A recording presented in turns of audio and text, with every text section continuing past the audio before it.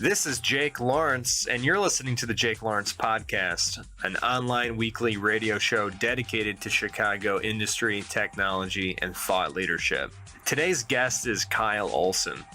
Kyle and I have been friends for a while now, and we always end up having these awesome, cool conversations. And this was just one of my experiments that I wanted to do to try to export that into this podcast, to try to have you all listen to it and maybe talk about it, respond to it, tell us how we're doing, if we're just a couple of idiots talking about kind of intellectual topics, if we're hitting the ball on anything correctly or not.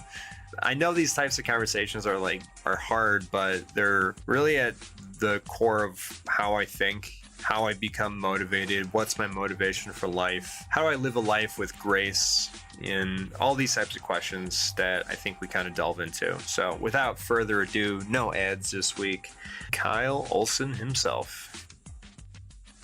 Hello, Kyle Olson. Thank you so much for being on the Jake Lawrence Podcast. How are you doing today? Good. Thanks for having me. Very much so. Thanks for being on. It's been a very dreary day here in Chicago. It's raining. It's a little cold. How is it down by you? It's been raining for most of the day in Normal, Illinois for me as well. Do you want to tell us a little bit about what you do, where you're living right now, and kind of what led you there?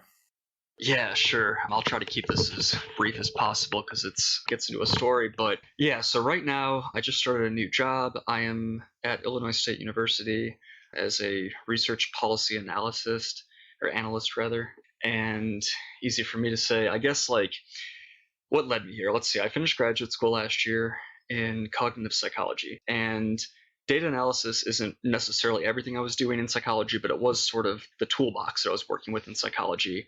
So I kind of found my current job through the back door of the skills that I was using in psychology. And let's see, getting on psychology kind of led me back. I was interested in a bunch of different things in undergraduate, kind of figuring myself out. But eventually I settled on psychology, and now I am doing more data analytics type stuff. Okay, cool. So you're a policy analyst working for a university. How far away from Chicago are you? I am about 2.5 hours from Chicago. Okay, so not too bad. How are you liking the university so far? This is like your first real full-time job, right? Yeah. I've had plenty of other smaller jobs, Sure. Retail, and stuff that nobody's too proud of. But yeah, this is my first real job, and I'm really happy about it so far. It's been a great fit for me. Yeah, it's been great so far. You have an office, right? I do. I sit in a cubicle at the moment. I don't know. We're part of a larger office, but yeah, I do sit technically like in a cubicle, but it's not what you might imagine a cubicle to be. It's nice. It's got the works. Yeah, well, you know what, man? It goes cubicle, office, corner office, and then you just own the building or something like that. We were talking before the podcast, and you and I have had discussions about this before, and a lot of the conversations that we have are about motivation, about passion, and about where those two things kind of come from and where they're derived from. And I've just been kind of noticing a thread, and you kind of pointed it out to me earlier today too, is that a lot of the threads from the podcast episodes I've been having are kind of about motivation, about what drives people and how they get that motivation internally. For me, I feel like it's kind of a motivation versus discipline type of idea. And that discipline is really the thing that is what you want rather than motivation. Because I think motivation is like, I wake up at 11 p.m., I was kind of in a haze, and I have a giant burst of energy to write a chapter of my novel. Like, that's motivation. You know what I mean? To continue, though, right, to create and build like a positive feedback loop continuously, writing a chapter a day after day, and building those habits, that's the real discipline, and that's where it counts. What do you think, man, about that? Yeah, I think that's a really good framing, sort of how discipline and motivation work together. I just think this is a really, really important topic. Sort of to back up a step just into like where I'm coming from. The way I understand motivation and discipline is coming largely from like what I've learned about psychology, but it also comes from, and I think really maybe I should have mentioned this a minute ago. This would have been a good lead in, but my first passion was really philosophy and asking critical questions and seeking truth. And I think that's what a lot of what led me down the path of science itself.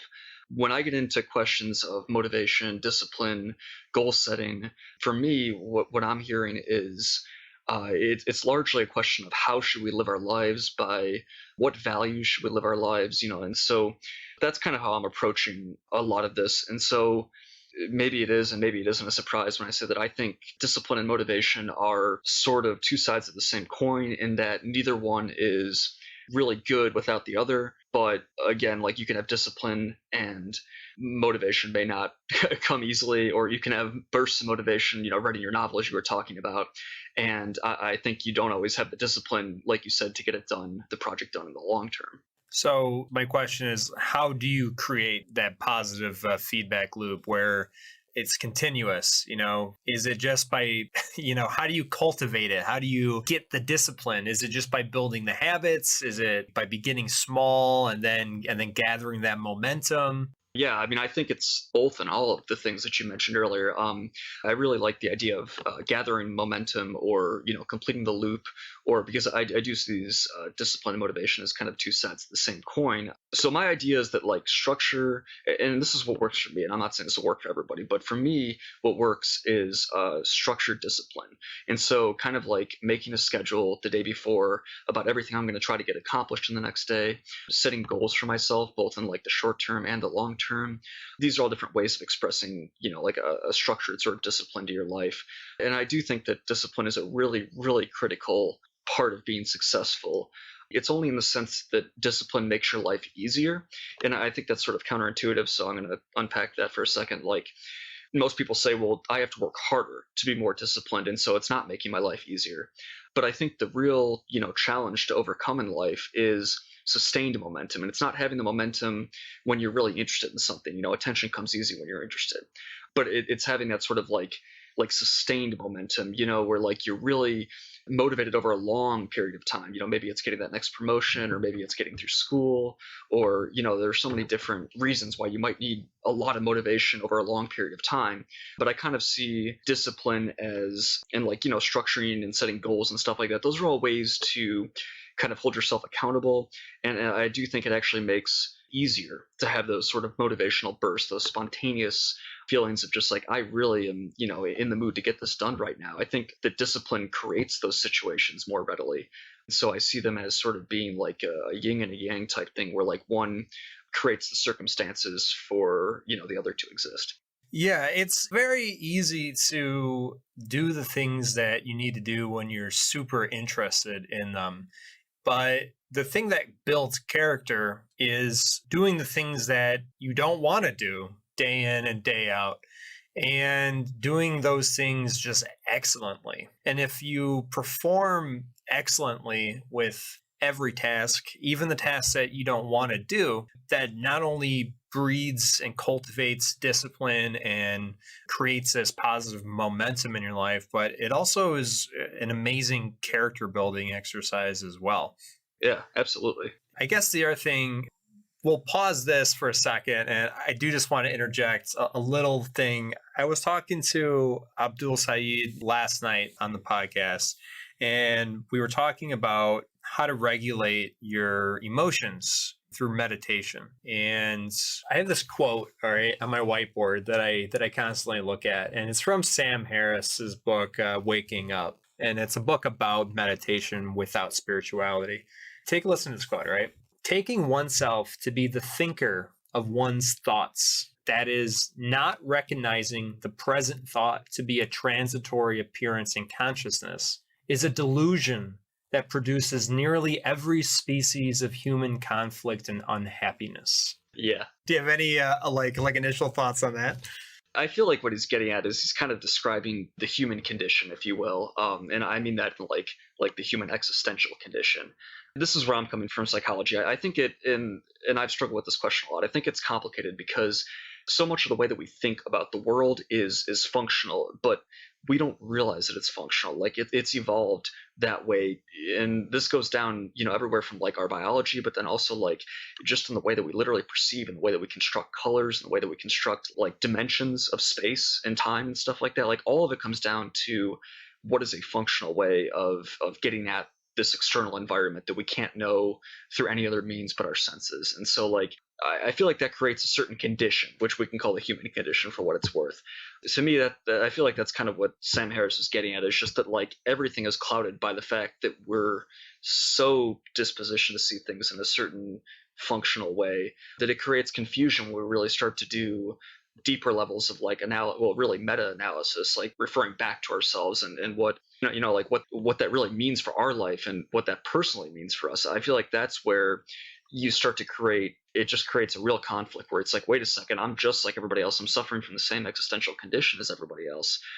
What is really unique about me? Yeah, he has this great quote, and it's like, imagine yourself at the kitchen table and you say to yourself, thinking wise, man, I'm really hungry. I should go to the fridge and get something. And then he pauses and then he asks the reader, who the hell are you talking to when you're talking to yourself? Are you just talking to the person behind your eyes that is driving the wheel of the body? Because really, there's no such thing. There's no one behind you doing you. All of consciousness is just appearing right now in front of you. And the idea is that all thoughts and all emotions are also just transitory appearances of consciousness. So if you can kind of disassociate yourself from those and observe and be aware enough that they are just transitory appearances of consciousness, then you're going to be more able to regulate your emotions, and you're going to be much better at doing the things that you don't want to do. So I guess the long way of going over to the motivation and the discipline route is, as long as you're meditating and as long as you have some, hard stance on awareness, that you're going to be capable of addressing those bursts of motivation and cultivating those disciplines. Yeah, and that's actually that's really interesting, because this is something that I struggle with a lot, because I'm kind of torn by two different loves here, and one is a love of meaning and just that existentialism that comes from associating things in such a basic way. It gets back to the idea of like how our consciousness is functional in so many ways, and how when we make these quote unquote meaningful associations, that is such an automatic process in some ways. And then you have more controlled processes like self-reflection and meta-awareness, and it's like and those processes are almost lend themselves better to like nihilism in some ways, and like the absence of meaning. I really get torn in that boundary, because I believe strongly in self-reflection and meditation and discipline, obviously, as we've already talked about. And I'm getting into meditating myself, and I think there's certainly benefits to meditation. I don't argue that at all, and I just think it can be a quick road to nihilism too. And so I struggle with that line between existentialism and nihilism, and self-reflection versus motivation. Just kind of everything that we're dancing around right now. I definitely struggle, because I feel like I'm divided on two different loves. Yeah, man's search for meaning. Viktor Frankl. It's a little different. We could take the comical route and just say the meaning of life is just 42. You can say a lot of these things, right? But how you walk the edge of nihilism and existentialism, and how do you craft a spirituality in the wake of those things, right? In the wake of knowing those things. I think I dealt with that a lot too, after reading like the existentialists from the 60s, like, Sartre and Camus. In high school, I was it kind of left me with a void afterwards, when I was 19, 20. And I was like, wow, so there's just like nothing. There's just like a void, and it doesn't really mean anything, and we have no inherent value. And then, trying to dissect Nietzsche, it was even worse. But I think once I started to divorce myself from those lines of thinking and started to really craft my own meaning of spirituality, I guess it provided me with a sense of meaning. I guess I don't have any better way of saying it. So I guess my question to you is like, do you have your own personal definition of spirituality, and how did you move towards that? This is an interesting question for me. Spirituality is something that's very important to me, just on a personal level, and I've never been religious. So when I approach spirituality, I'm coming at it in a few different ways. And let me just back up and say that, I was raised under a real mixed faith household. Neither of my parents were too strong in their belief. They weren't, what you might traditionally consider Christians of the South or what have you. But my dad was Christian and my mom is Jewish. And so I grew up in a mixed faith household where we celebrated Christmas and Hanukkah, and just we were kind of, it was talked about. Let me just put it that way. I got a lot of exposure to many different ideas. In high school, I had friends obviously who were religious, mostly Christian, and I definitely dabbled in going to many different churches and hearing what people had to say, hearing what all of it is about. So I have a good background of exposure to a lot of this, and it's a topic of interest on religion in particular. That being said, I don't really believe in that organized religion is very useful. I think it sort of detracts from the personal spiritual side of all of it. And if you can have an organized religion and a personal spiritual relationship with a god or what have you, just a spiritual side, that's great. And I think you should do both, because like having a sense of community around your spirituality is a powerful experience. But for people like me who just the personal spirituality is the benefit, and having that personal relationship with the sense of spirituality is more important. I guess where I come is that I've been left to kind of figure this out on my own, as have most people who don't belong to organized religion. So let me kind of give you my view on this. That all being said, I think spirituality is super, super important. I think there are things that you can only get out of exploring spirituality in life, and I think this is a point of differentiation with some staunch atheists. And I don't know either way if you're one of these people, but I think there are things that atheists just believe that there's no point to spirituality, that everything you can get out of spirituality, you can get out of science, or you can get out of some more concrete form of reasoning. And I just disagree fundamentally with that. I think there are certain explorations that can only happen spiritually, certain parts of getting to know yourself that you can only do spiritually. And I think logic and rationality have a limited domain to a degree. I don't think it's the case that, you can just apply logic to everything and it'll just solve itself. I don't think it's that perfect of a system. I think spirituality is sort of, where logic sort of loses its effect. I think spirituality gains a lot of potency in that extra spatial realm. That's sort of like a 10,000 foot view of spirituality. Yeah, sure. And I don't think you need to, they're not mutually exclusive, right? I think you can still have some spiritual dimensions of your life worth exploring, and truly believe that these dimensions of your life aren't measurable in like the scientific way. So I think we're going to have a hard time, even with the new impending robot apocalypse. We're going to have a hard time defining and quantifying like things like love and things like meaning to your life, So these are those things that aren't going to be explained by science. But I don't think you have to sacrifice rationality, though. In order to be aware, to be open, and to explore the spiritual dimensions of life. And I think you glimpse the spiritual side of your life by becoming more aware, by things like meditating, by just being really open to introspection and being open to the warmth of others, and really by having meaningful relationships in your life. I guess the big topic now is just like love, do you connect love with spirituality, or are they connected in some way? That's a really good question. Anecdotally, just based on my own experiences, I feel like spirituality and love are connected. But and that being said, I think some people would, look at examples of how religion has maybe gone awry or something and say that, well, look, if this is spirituality, look at all these hateful things people have done. How could love possibly be equated with that? I think if we're talking about, just more the essence of spirituality and in the theoretical sense, then yes, absolutely. I think it can be misused, but I also think that spirituality is a powerful gift.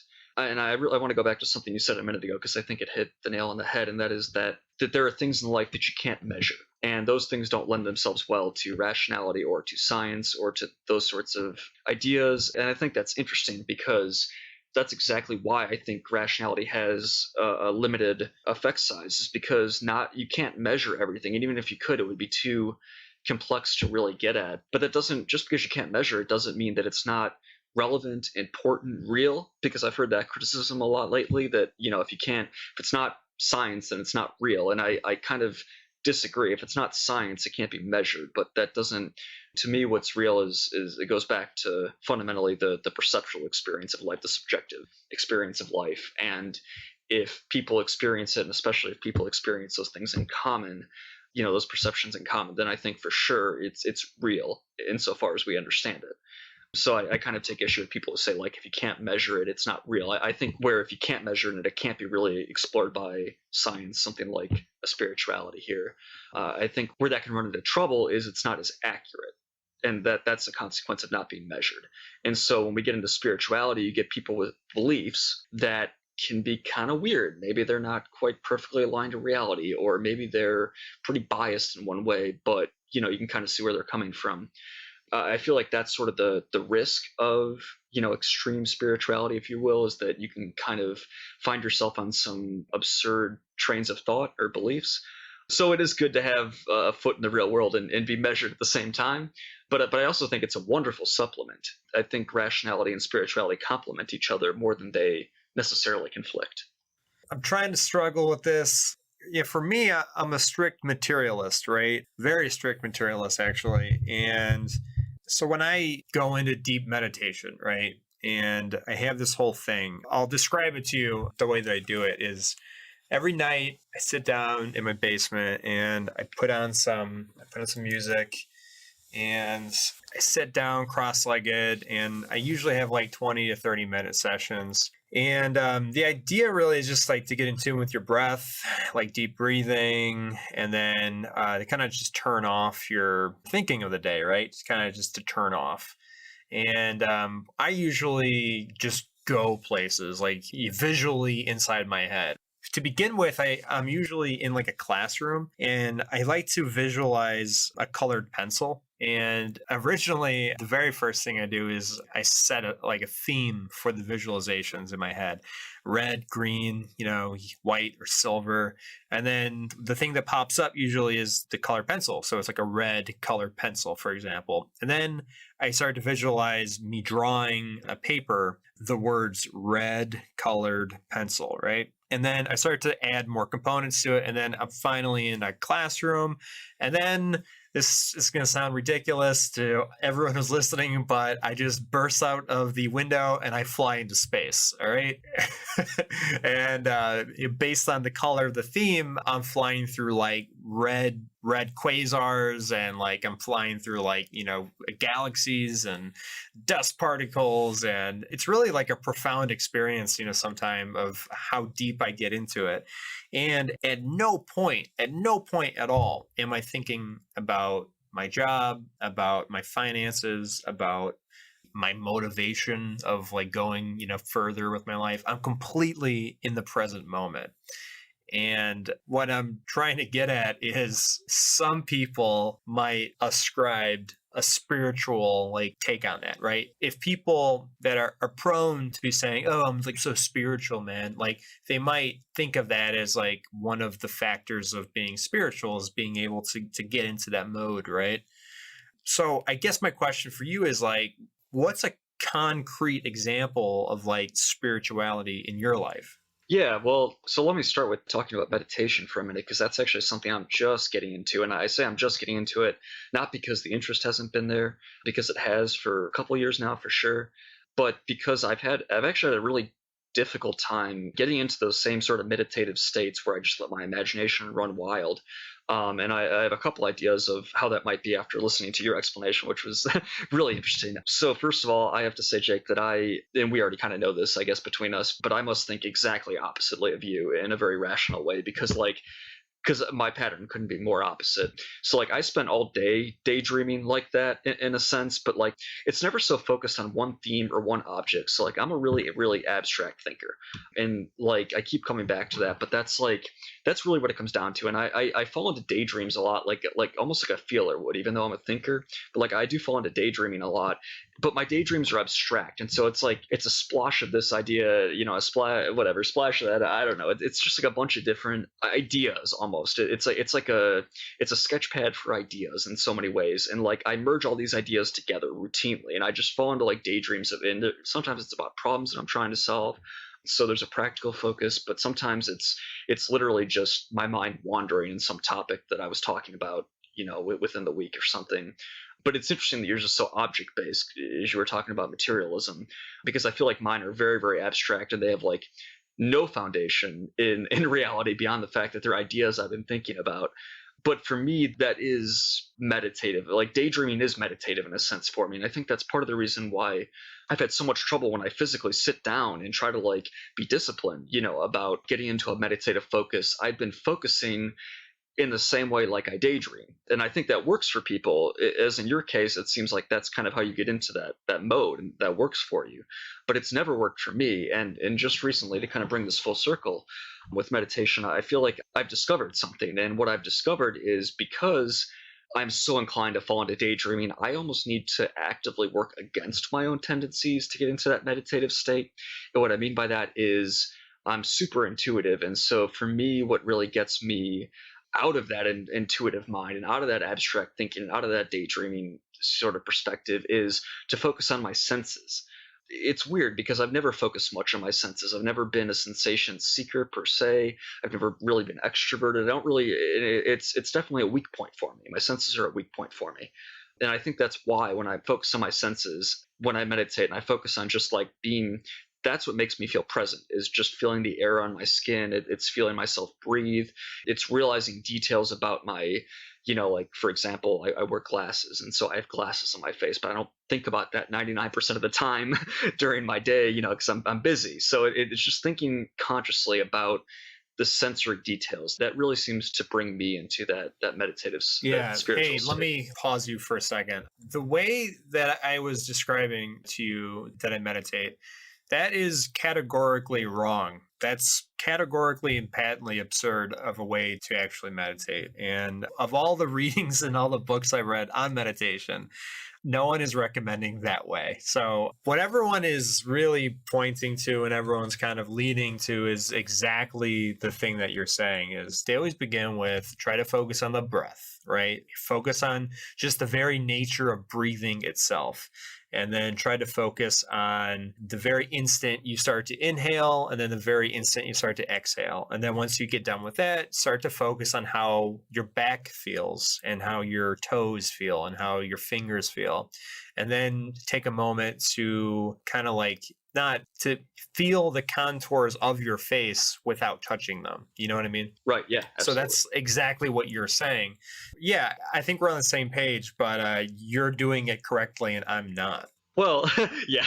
No, okay. So for one, you've done a lot more reading on this and you're much more knowledgeable at meditation than I am. So I'm kind of just giving you my anecdotal experience, but it's interesting that it aligns with, quote unquote, the experts are saying. I personally just find that that's like the only thing that really brings me into that state. It's good. And it reminds me like, and I think this maybe goes to a broader point, and I don't quite know if this is touching in or out of bounds of spirituality, but really just working on your weak points. So like I'm very aware of what my strengths are, as most people are, but one of the big things in my really early and mid 20s, I'm kind of just really figuring this out right now in my later 20s, is what my weakest points are. And I think like really concentrating on my senses are something that's challenging for me. And so like things such as like exercise, like weightlifting is phenomenal for me because I'm actively focused on how I'm moving my muscles, the form that I'm physically moving, my body in.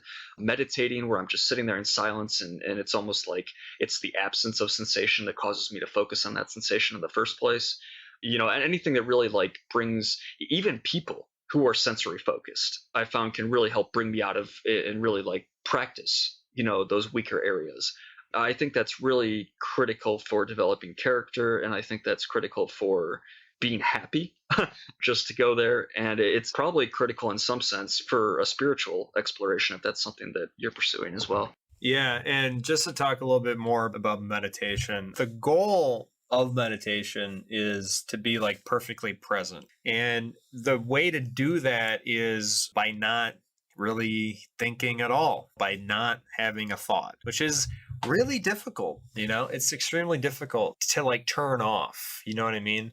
Like, I'll tell you, a perfectly meditative state is when you're driving down to Carbondale, Illinois, and it's all cornfields, and you look at the car clock and it says 3:05, and then in a blink of an eye you look up, you look down, and then it says 3:10, and you have no idea what the hell happened. You're just kind of in like a flow state, right? And you were just like purely thinking. It was a different state of mind, right? Yeah. That's like a pure meditative state.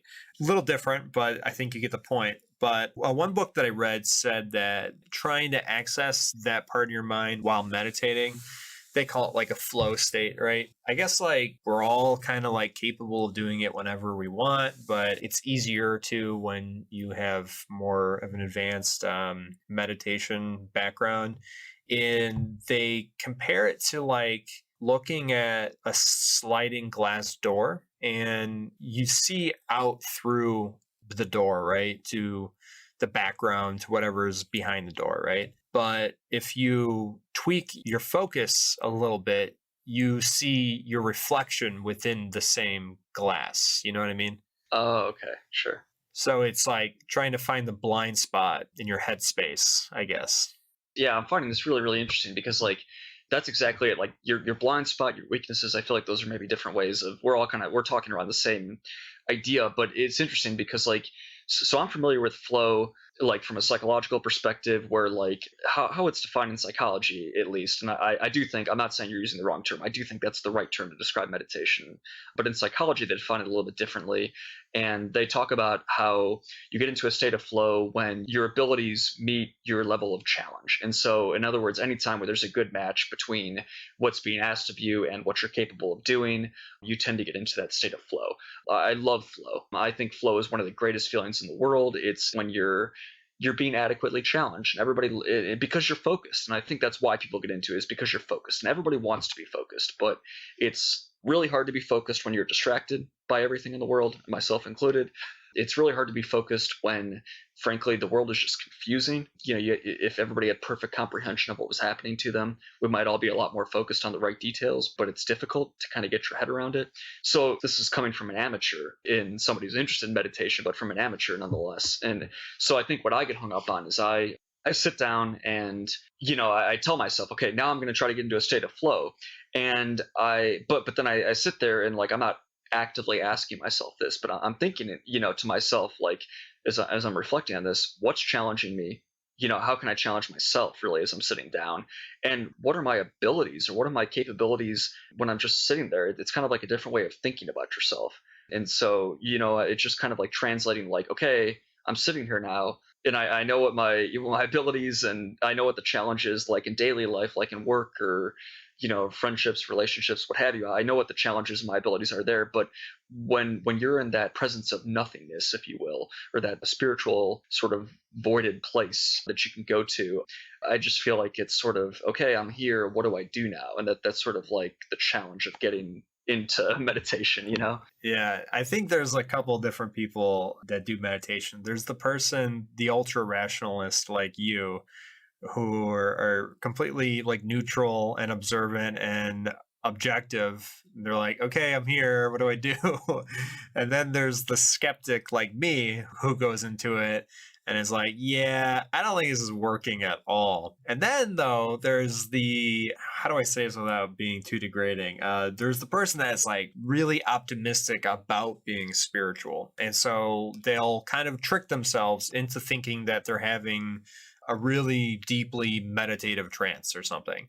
And sometimes I think that actually works. That's the problem, Kyle, is that sometimes if you believe that you're going to be going into some type of trance or a meditation, like a deep, deep state, your mind just like allows you and you just go into it. But then there's also the fakers too. But the idea though is that like, man, there are some real people that just don't care about rationality and they don't care about skepticism. I admire them a little bit, you know? Right. So rationality is a gift, and I don't think anybody's necessarily without it per se. But yeah, differing degrees of focus on it, emphasis. Yeah, I'm totally with you on that. I think, yeah, it's just one of those things where like rationals do tend to get there and just be like, what the heck am I doing? Or it's not working. Honestly, I felt both skeptic and sort of confused at the same time. I felt both of those. Yeah. Yeah, sure. And I don't know. It kind of goes back to the dawn of religion. Why humans, created religion in the first place is to kind of explain the unexplainables that were happening all around them and to kind of create order within the chaos of a world that was trying to eat them or destroy them, And really, though, I think there was a fitness benefit to being religious in the early days, right? There was a fitness benefit to you and to your group if you were more susceptible to being hypnotized. There was a fitness benefit to you or your group if you were more susceptible to be going into these meditative deep state trances, right? So, yeah, I don't know. I'm having a hard time kind of like contextualizing all this in my head. It would, yeah, and I guess I like your point about how historically, religion kind of did provide a benefit or a fitness benefit, whatever you want to call it. It provided a benefit in the sense that it explained the unexplainable, even if those explanations were grounded in belief, and even if those explanations may have been less than perfectly scientifically measured or accurate, it was an explanation. I think my challenge for those who are staunch atheists and believe firmly in only what can be measured, I think my challenge for them is that has life gotten any less complex or less confusing? I mean, in some ways, we know so much more than we knew. We know tons of detail about how things come. We understand the causality of reality much better than we did before. And we have science to credit that for. But in terms of the existential questions, in terms of meaning, absurdity, nihilism, the best way to live, some of the more philosophical questions, I don't think spirituality has outstayed its welcome at all. I think it's really more critical that in those domains that we continue to explore those in conjunction with rationality. I don't think rationality is, should become the crutch or an excuse for not exploring things spirituality. It's just as relevant, if not more relevant now, is kind of my argument. No, I totally agree. And I don't want to say that they're at odds with one another. They're not mutually exclusive at all. You don't have to sacrifice rationality to believe in spirituality, right? You don't have to sacrifice rationality to have spiritual dimensions in your life. But occurrence of like spirituality right now, I think with like our demographic rate, we're seeing, well, yeah, I mean, it's not just us, it's a lot of people. Decline of religion is, we're witnessing it right now. On a global scale, we're seeing the curve down of church attendance, and we're seeing the curve up of people really aligning themselves with the idea that they don't subscribe to a deity creator of the universe. You know what I mean? When people ask Christians, do you believe in divine birth? They're like, well, no. Do you believe in, Noah, the story of Noah? No, of course not. So why are you a Christian? And then most people are like, well, I want to be a good person. I want to be morally pure, so that's kind of the only way of being that way. But I think though with our generation, and I'll speak only for us, but I think we're educated now. We're trained in philosophy, and I'll say that very loosely, but we've read, a ton of books, and now we have this like dormant knowledge, and we've cast religion aside, at least with, a lot of us in our friend group. And now there's kind of that existential void, and we're all kind of grappling with what to do with it. And I think a lot of us now are kind of getting older and a little bit more mature and treading the waters of spirituality. Right. So I don't know if you've heard this statistic. I actually heard this in the past like 2 or 3 weeks. But I heard that, yes, it's very true that religion, organized religion, is declining incredibly, actually. But that like spirituality, like personal spirituality, has remained about the same, which kind of gets to your point that people recognize the institution itself isn't the critical factor. Like spirituality has a place personally in people's lives, but I think this is actually a really old problem of, pertaining to like believing in a deity. We'll call it God. And I mean that generically. I don't mean the Christian God or the Muslim God or Jewish God. I just mean that generically. But when we talk about the deity God, I feel like that's the reason that doesn't always make sense to us is because we're objectifying him or her or whoever. You know what I mean? We're objectifying them. We're turning them into an object. The thing about objects, and this goes back to my idea of like functional consciousness and how the way that our brains are tooled to think about things comes down to very functional ways of dealing with reality. If there is this deity, this God, this feeling that spirituality explores outside of us in external reality somewhere, which I do believe there's something that we can label otherness out there, something that's beyond the periphery of what we can understand, that governs the way things work. I do think that's out there. But that being said, like it's sort of its own exploration. And it doesn't, I don't know, I just keep on coming back to the fact that it doesn't relate back to science in any way, shape, or form. And it doesn't really relate back to organized religion in any way, shape, or form. It's an ever-present issue in all of our lives. And the more that we try to like objectify this God, like organized religion does, the further away we feel from him or her.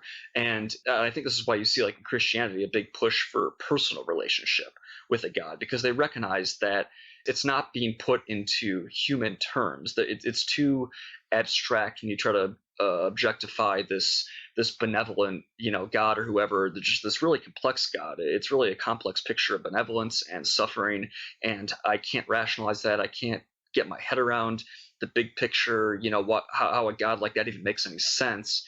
I think like with the Christians, they have Jesus, and Jesus was the idea that if we're going to objectify God, then he needs to be objectified in a way that brings that experience of that deity down to the everyday life, down into a human being where you and I can relate that this is how we interact with people. And so what does that look like? In the Christian faith, it looks like, loving your neighbor and, supporting those who have the least, first and stuff like that. It comes with a bunch of like very practical moral values that allow us to kind of take that objectifying tendency of the way that our minds work and really put it still to concrete use. It kind of it splits the difference between those. And I think that's, if you're not going to think of God or that whatever this deity is in the abstract, as it probably should be explored in terms of spirituality, if you need to objectify it to really bring it into focus and comprehend it and get a better handle on it, then Christ is a model for a way that you can bring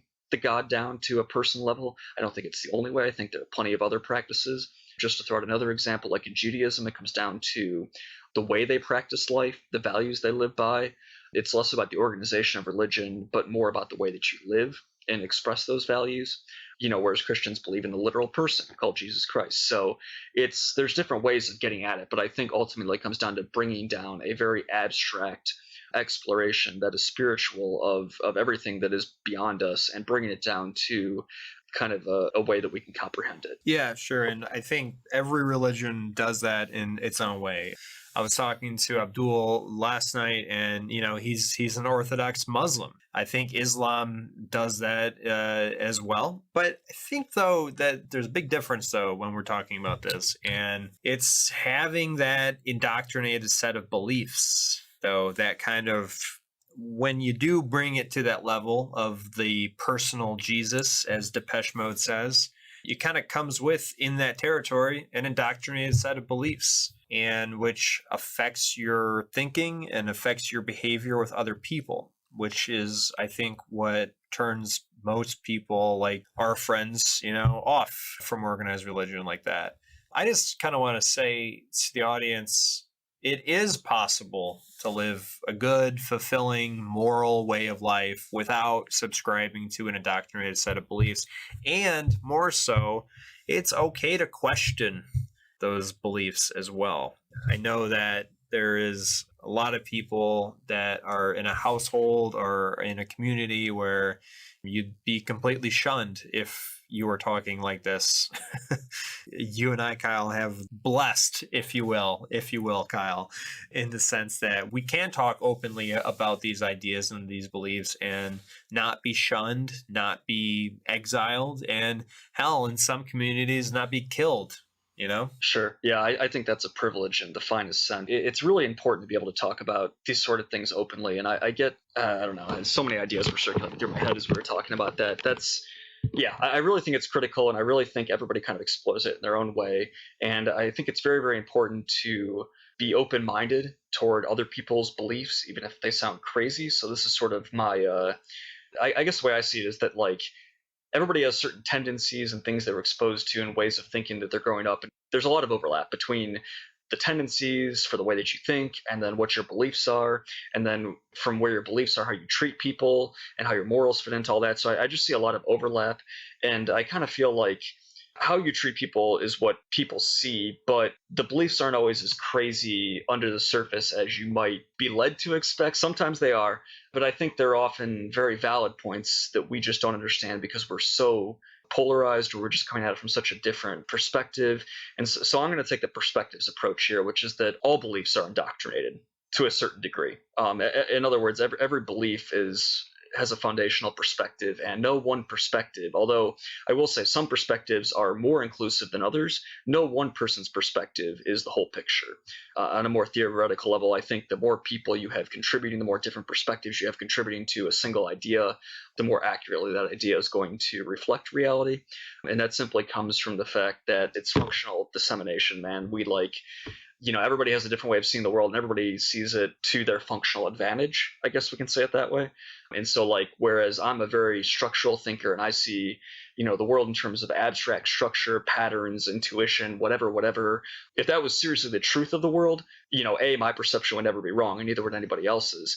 But B, that it sort of gives me a strength that I can offer to others, while other people might have a different strength, like sensory that we talked about earlier, and they can offer that sort of accentuated perspective back to me. So the reality is that nature itself, external reality outside of us, whatever is objectively raw about life itself, isn't sensory or intuiting or thinking or feeling. It doesn't do any of those things. Those are all human ways that we sort of compile the information we're receiving from our environment. And so, like, I just keep on coming back to the idea that no one perspective is necessarily an objective way of looking at things. Even science, although more objective, relatively speaking, it's more objective than just my opinion or your opinion, still has shortcomings because it still isn't a perfectly rounded out perspective. Maybe, the ultimate goal of science would be to come to this ultimate perspective where we've approached every issue from every conceivable way, hypothetical situation we could think of. And this is interestingly sort of what quantum computing is attempting to do with the hypotheticals considerations. But I think that's sort of the goal of science is to be well-rounded, if you will. Yeah, that's an interesting perspective. And, the opposite of dogma is the scientific method. And when we say the indoctrinated set of beliefs of religion, we don't have beliefs in science, though, Kyle. We have likely, unlikely. We have probable, improbable. And the beautiful thing about the scientific method is that it's constantly being revised. And that fluidity is what religion lacks. Yeah. So because of its evolving nature, we have this like fluid idea of theories, right, and laws that are totally able to change upon new evidence whenever it's interjected into the system. That is 100% fundamentally different with religion and I think spirituality as well. Well, that's interesting because I just got thinking back on a book by Thomas Kuhn called Structures of Scientific Revolution. And this is sort of a philosophy of science book, and it kind of gets into the process of exactly what you're talking about. Science is consistently like revising itself and updating itself. I guess what I want to say is, in comparison to organized religion, yes, absolutely. Science does have that sort of self-correcting mechanism that religion will never have. And yes, relatively speaking, organized religion is totally, dogmatic or mono perspective, if you will, in comparison to science. It's much, much more inclusive across the board, and it's a much, much better system. And I'm not trying to argue. I'm just prefacing what I'm going to say next.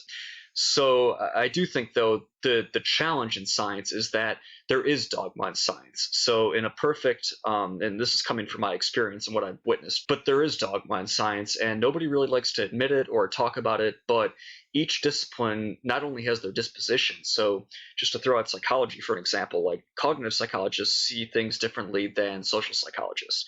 Social psychologists tend to see things from a very like feelers, empathy, sort of, and like clinical psychology, and that all ties in with social psychology. But then you have the cognitive psychologists, which are more neuroscience, some aspects of clinical, but only in the more structural aspects of like having like a DSM and like criteria. And so there are different dispositions within each subdiscipline, even within a single topic like psychology. And this is true, I mean, for physics, for chemistry, for you name it, even the social sciences, political science. I mean, there's all these different dispositions of the people who actually do the work, and then further subdivided. So you have these issues where like you're not getting people who are classically trained as chemists doing social science. It just isn't there. You don't have those opinions. And no matter how self-correcting it's going to be, now maybe in the future when we get into more interdisciplinary types of approaches in science, and there will be conversations to be had about this. But right now, it's still pretty mono perspective. I want to say that there tends to be a prevailing dogma of thought within each subdiscipline.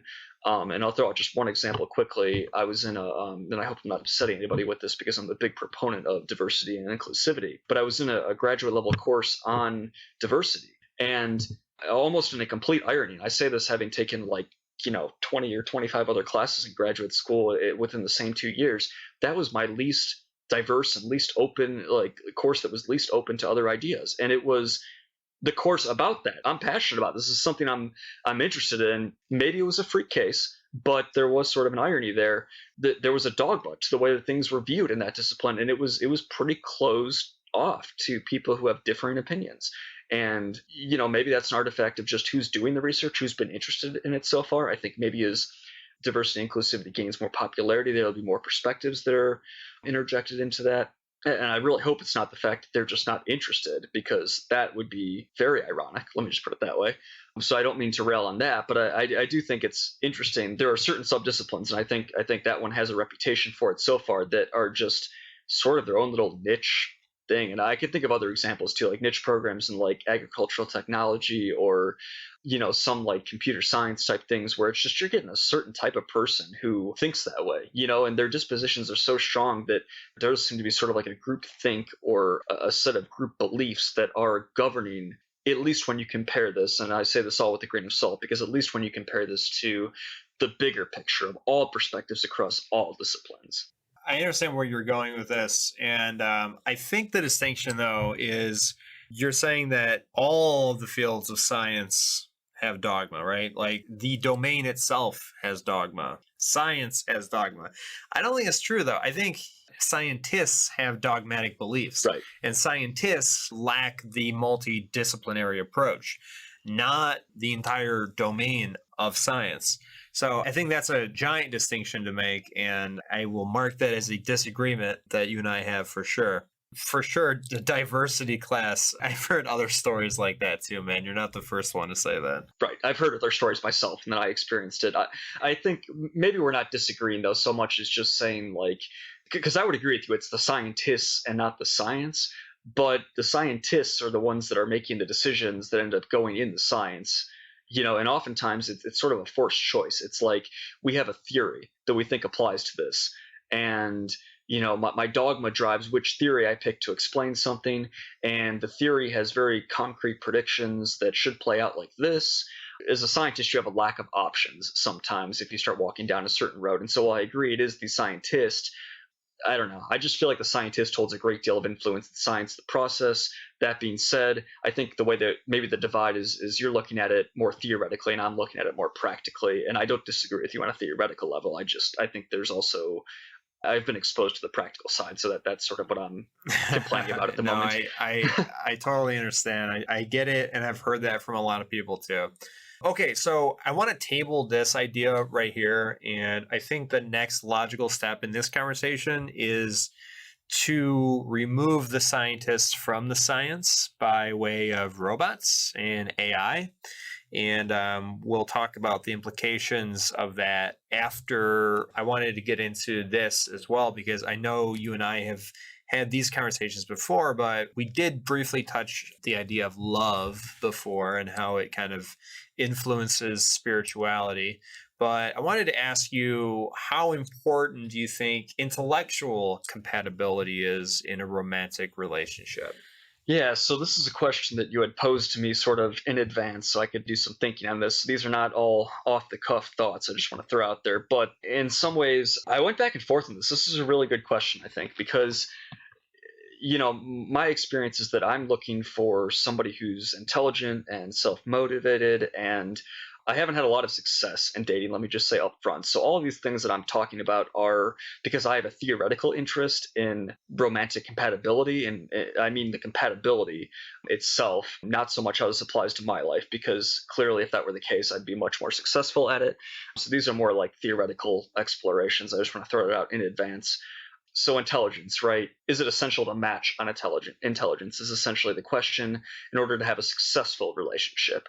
I think it's very possible to get into relationships where you're not matched on intelligence, but are they successful? For me, I do think there's something to it. I definitely think intelligence is one factor of several factors that make a difference. And my feeling is that it's sort of indirect in some ways. It's not that intelligence proper is causing anything to happen, but it's that intelligence is a means to an end that often manifests or expresses itself in ways that does create compatibility. What am I talking about? One really good example of this is communication styles. People who are more intelligent tend to, just for example, let me see here, I'm trying to think of a good example, but people who are more intelligent tend to be more sensitive to how they're saying things. They think things through a little bit longer for a second before they actually say it. This is also a big facet of professionalism, but I think it fundamentally comes from being intelligent. I think proactivity and motivation are correlated with intelligence. So it's not that intelligence itself causes anything, but it's just that intelligence is correlated with so many other facets that really do have very practical consequences, or really things that can derail romantic relationships or that compatibility when you're not Yeah, matched on if them. I could just Yeah, interject, yeah. if I could just interject real quick, this idea of like intellectual compatibility, this isn't my question. This is a question that that researchers have been dabbling in for years now, and they've been doing lots of studies. And kind of the reoccurring theme that pops up in all their studies is there has to be, in order for, well, let me phrase it a different way. What ends up happening is the couples that remain together longer and the couples that remain together longer and are happier tend to be in the same range of intelligence and intellectual compatibility. So they're each other's intellectual peers. And that's kind of the origin of the question. Yeah, I mean, I think that's, and I hope I'm not being too honest here, but I think there's people that I've been less able to relate to because they're just at a different place, and I think part of why this gets complicated is because intelligence often intersects with like life circumstances and other factors where like you might just be in a different place than somebody else by circumstances alone, or it could be maybe that you're at the same life circumstances, but you're just approaching it vastly differently. Sometimes intelligence comes into play, sometimes it doesn't. So it's never in a vacuum, I guess is what I'm trying to say. That makes sense to me, just anecdotally, that people who are of similar intelligences. So there are some other things that I think intelligence relates to. Maybe I should get into those. And I can think of two big ones that intelligence relates to in particular. One, and I think this is the lesser of the two that's thought about, but it's also the more emotional of the two. The other one's more cognitive. But this is the more emotional of the two. And I think it's dominance styles.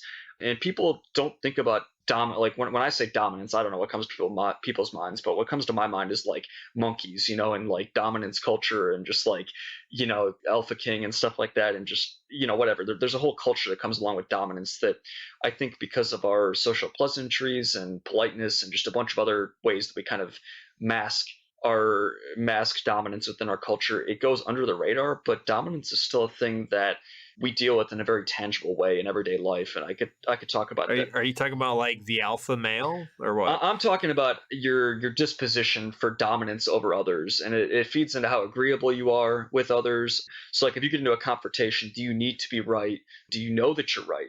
Do you have confidence that you're right going into it? If you get into a squabble with somebody, do you back down? How do you approach people? Those are all facets of how you approach dominance in general.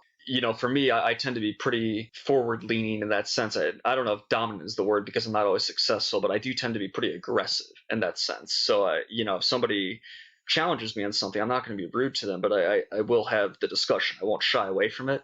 And so I would say I'm pretty aggressive or pretty dominant. That's kind of what I'm getting at in that sense, that I don't shy away from things. You've told me I was wrong multiple times before. like I don't mean it with any sort of like malicious intent. I honestly want to, like, if it's an honest disagreement, I want to be honest about that disagreement and talk about it. And like, but I also want to say that it's totally okay to disagree. Now, that all being said, that's my style. That all factors into my dominant style. If that doesn't mesh with another person, and I've met plenty of people that doesn't mesh with, I think you and I actually do a really good job of just kind of like bouncing back and forth and keeping on point. And that's one of the perks of our friendship, is that we can keep on that pretty well. But some people, just the conversation gets totally derailed when there's even the slightest indication. You see this with strangers a lot, but when there's even the slightest indication of somebody trying to one up another person, the whole conversation gets derailed.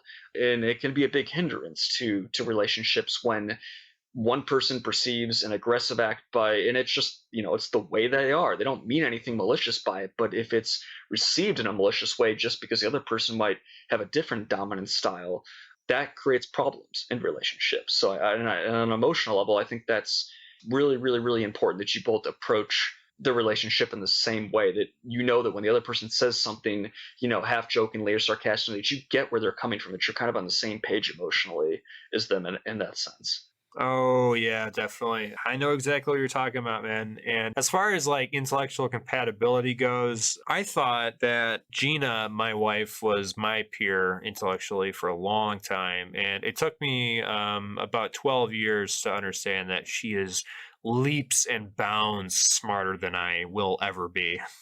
Yeah. So, but anyways, hey, we got this far, so it's an interesting vein of conversation, and the whole idea of compatibility with any relationship is and always will continue to an ongoing conversation. It's never going to go away, and I have a feeling that you and I are going to be talking about it for probably decades. Absolutely. It's something that I'm consistently refining day in and day out. So yeah. I want to go back now to robots, quantum computing, artificial intelligence. And did you like that transition? That was good. All right. So the idea, though, is that if you remove the scientists from the science and you inject Robot X with Kyle Olson instead, and he's able to do policy analysis a million times better and a million times more objective and a million times more efficient, let's say. Now say that you're doing with physicists, you're doing it with all sorts of scientists, right? Where does that put us in the human condition, and where are we going to see ourselves as humans when that happens? So I'm sort of making an assumption here that artificial intelligence will never be able to do science as good as scientists. My job security depends on it, I guess. So I'm kind of I'm really hoping that. Oh, come on! Are you serious? Well, okay. So I do have a sincere question as to whether or not artificial intelligence can really do science better than scientists, and I go back and forth on this because I'm not quite sure. In the one sense, by conventional computing, I don't think computers can do it better than humans. And my reason for that is that any coding language in computer programming as it stands currently, any coding language is essentially more efficient, but at the same time, just kind of sped up process that sort of equates to human cognition. So it's going to follow the same logical train of thought as human cognition. It's just going to do the computation significantly faster and more repetitively, less tediously. You don't have to worry about motivation, things like that. That's what conventional computers are good for.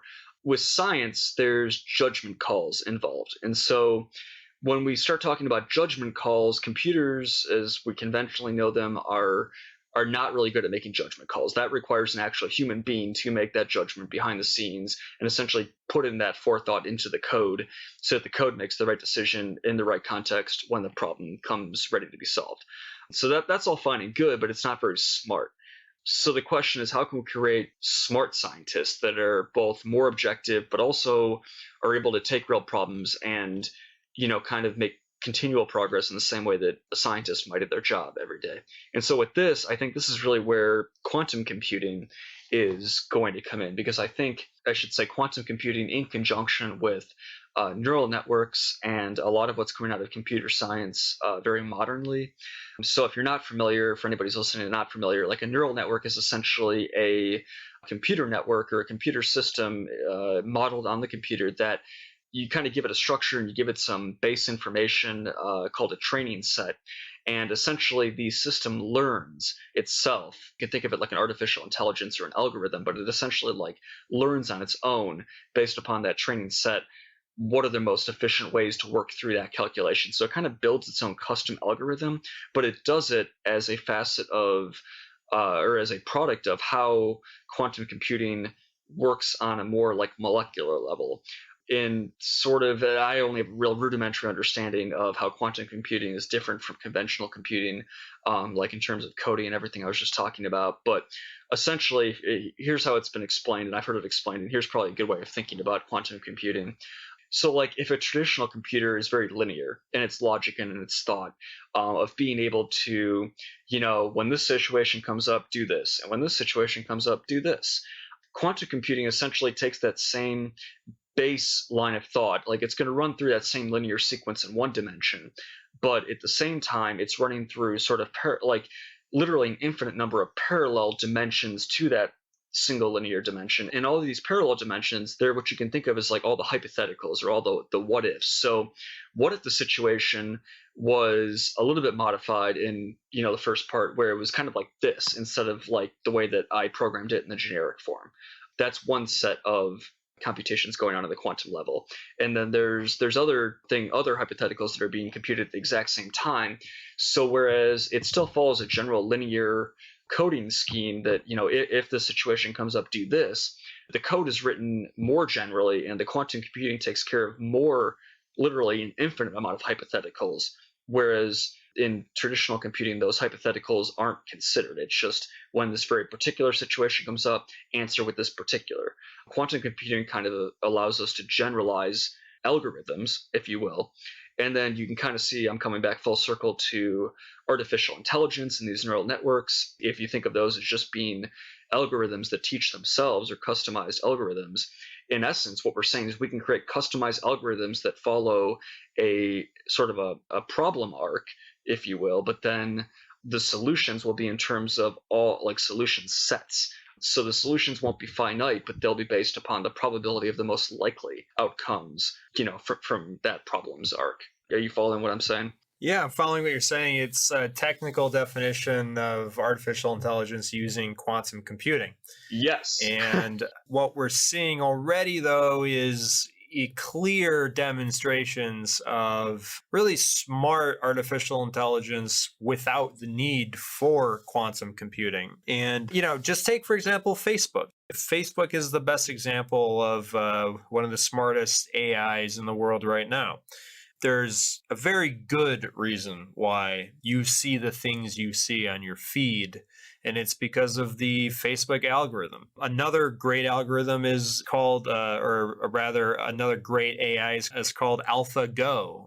It's through Google, and it's the AI that beat the Korean player, the Go professional best player in the world that plays Go last year. We're seeing clear examples of really, really amazing AI right now. Right now. And without the need of other deus ex machina like quantum computing. And then not only are we seeing AI today like that, but we're also seeing the smartest people in the world predicting that in the next 5 to 10 to 15 years, we're going to see generalized artificial intelligence that's going to be equal to the computing, the computational power of the human brain itself. And once that happens, the next thing that happens is that middle management positions like yours and like mine. Like essentially what we do is we collect data, we analyze it, and then we make recommendations based on it, right? Those types of jobs are going to be the primary targets for the new wave of AI. And we're kind of already seeing this with the emergence of web apps and cloud technology. A lot of positions at the university level, at the municipal government level, they're being outmoded by these types of really quick and easy computational programs and softwares and algorithms. Like, a paralegal position in the attorney industry was completely eradicated when this new system called e-file came up. And then just like a wave of positions just became completely obsolete because now partners at the attorney level had access to all the history of legal procedures and legal proceedings at their fingertips on the internet. We're going to see more and more positions like that and more positions like yours and mine become probably the first victims of the new AI revolution. Yeah, that's a great point. I hope it's not my job, or I hope to to move up before it is my job. But I guess I guess it's not a far cry, and there are very real examples. I mean, just to go back to Facebook and Google for a minute. Like, yeah, your newsfeed is an algorithm of you. So when I look at my newsfeed, that's essentially that there's a robot named Kyle that works for Facebook, but it's an algorithm, and it takes everything that I do, and it takes every single little click, every single time I look at somebody's page, every single time I respond to a comment, every single time I spend more time looking, like focusing on somebody in the middle of my newsfeed before scrolling down to the next post. It's recording everything in terms of data, and it's feeding it all into this massive, input black box, database, whatever. And on the other side, it has outputs, and what it thinks it wants to show me, or what I want to see in terms of my newsfeed that'll keep me coming back. But inside, if you look at the mechanics of it, that AI is me. I mean, it represents me. And I think it's not a far cry to say, if that already exists in 2017, that by 2025, there could quite literally be a mechanical version of me walking around. They already have it with it's like between Siri and who's the little one that talks to you on your counter now. I'm talking about. Oh, Alexa. Alexa, yeah. That's right. But between those two things alone, you could have a personal assistant within 5 to 10 years that's like a robot that vacuums your house, except it's the thing that walks around and is literally like your maid or personal assistant. I think personal assistants are the future. It's coming quickly. It's terrifying, but it's also, maybe if we look at it optimistically, we'll say, you know what, actually, all these robots are we have more free time now. They've, freed up all of our time now. We may not have jobs, but we may have more free time. And the more free time we have, the more creative we could be, and the more artistic we could be, and the more spiritual we could be, So maybe it might be a good thing, Or are you a half glass empty or a half glass full type of guy? That's a good question. I feel like overall I'm optimistic because history has the tendency of looking grim when you're looking into the future in terms of uncertainty, but then everything ends up working out fine or relatively fine, or it ends up working out. I don't know. It'll be fine. It'll work itself out. I'm not pessimistic in the sense that I think like humanity is going to destroy itself, which is what I thought you were going for. No, I say that jokingly, but there's definitely probability there for sure. There's a statistical chance. You talk about history though, Kyle. I mean, we are a very long species. We've been around for a very long time. I mean, Australopithecus was 1.2 million years ago, and modern man itself has been around for 100,000 years, more or less. We've been talking for about 40,000 years.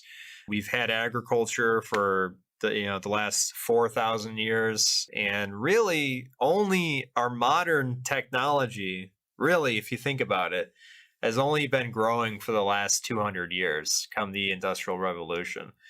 So if you look at the timeline of human technological progress, we're only making leaps and bounds exponentially. If this were a calendar year, on December 31st at 11:50 p.m. You know what I mean? Yeah, and you can't know what you don't know. I think that's really like, we don't know if Right. We don't know. Yay. I have no idea what's going to happen, but it's absolutely terrifying and it's probably going to disrupt all of our jobs and it's going to disrupt the Chicago marketplace for sure. I don't know, man. We're going to need very, very intelligent people thinking about these things moving forward. And I, for one, am proud to have you as a peer and as a fellow Chicagoan. And I hope you come to battle with me when the robots come. Well, thank you. Yeah, I appreciate it, Jake, and right back at you for sure. I don't know, man. I think we're gonna have just about the same amount of time. There's always this feeling that technology is gonna give us so much more time, and the end product is just that we end up spending more time on fewer topics, if that makes sense. It's one of those things where I think like robots are going to replace some functions, but it's just going to make us look more deeply at a more complex picture moving forward. So I don't know if that makes me optimistic or pessimistic or... It definitely makes you an optimist, my friend. Congratulations. Okay. I'll take it.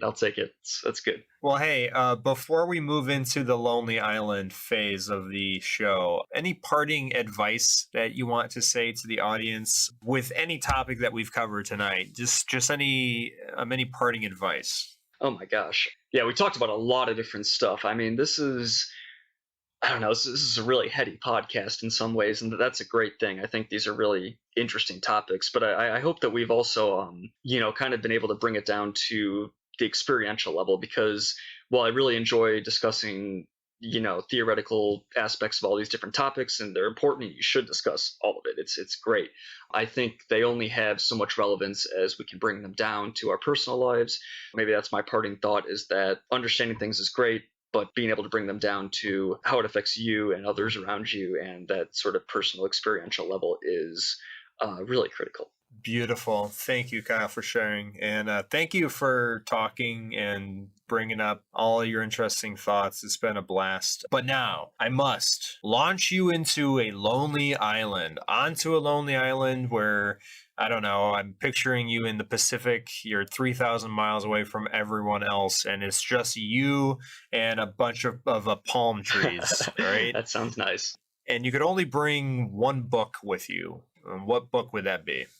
Oh my gosh. Come on, man. You knew this was going to happen. Yeah. It's going to be a book of wisdom. And my reasoning for that is like probably some ancient Buddhist book of wisdom. If I only got one book to read, it's not going to be like a fiction story. Let me put it that way. This is going to be like a book with it. Like every time I run into a squirrel that tries to attack me and I'm like crying why I'm so lonely on the island, I come back to this book and it has an answer for me. So something with wisdom. Okay, an ancient Buddhist book. When I link to that book on Amazon, is there any particular ancient Buddhist book you want me to link to? No, there's no particular one. I honestly, dude, that's a hard question. If I had if I was actually being stranded on an island, I would do my homework. Let me just put it that way. I can say with confidence, it would not be a trashy science fiction novel like I like to read or something like that. It would definitely be something substantive. Just so you would, you wouldn't bring Twilight. No, you wouldn't bring. No, not Harry Potter. Yeah, okay. No Lord of the Rings. No Harry Potter. Okay, well, fair enough. If you were to bring only one musical record with you, one album, one artist, who would it be? Yeah, so this for me comes down to who is like my favorite artist, and I totally dislike this because I love all music, but Radiohead has always been a true love of mine. So I would bring some Radiohead. Any particular album? Oh man, yeah, I think Kid A is one of my favorites. I think that's right near the top. It would probably be Kid A. Rock on.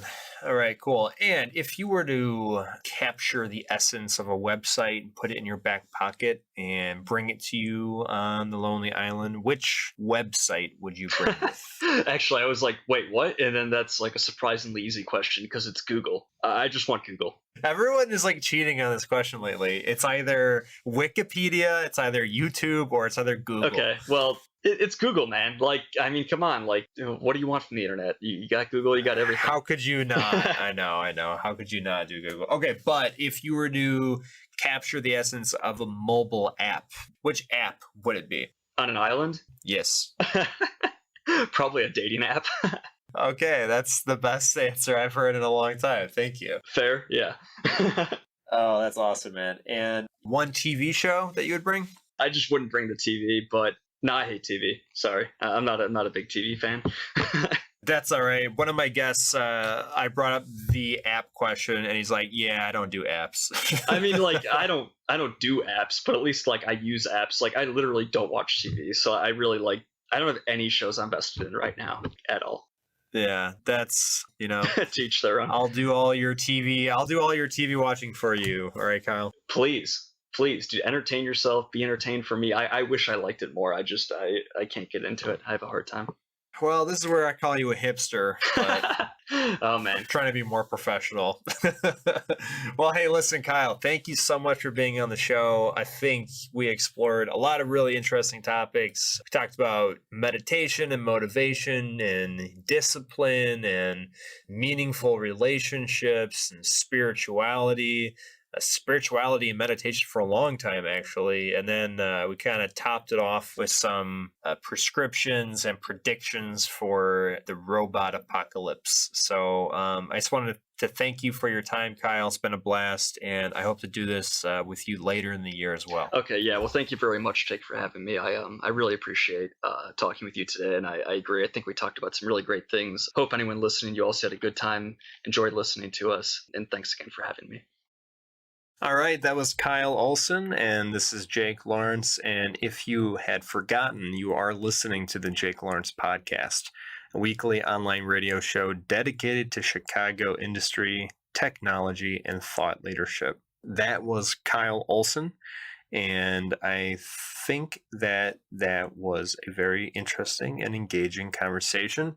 And if you want to join in on the conversation, go to my website, jakelawrence.com, comment on the article, debates, get bloody, get real warmongering, and just go to heads with everyone who's talking about it there.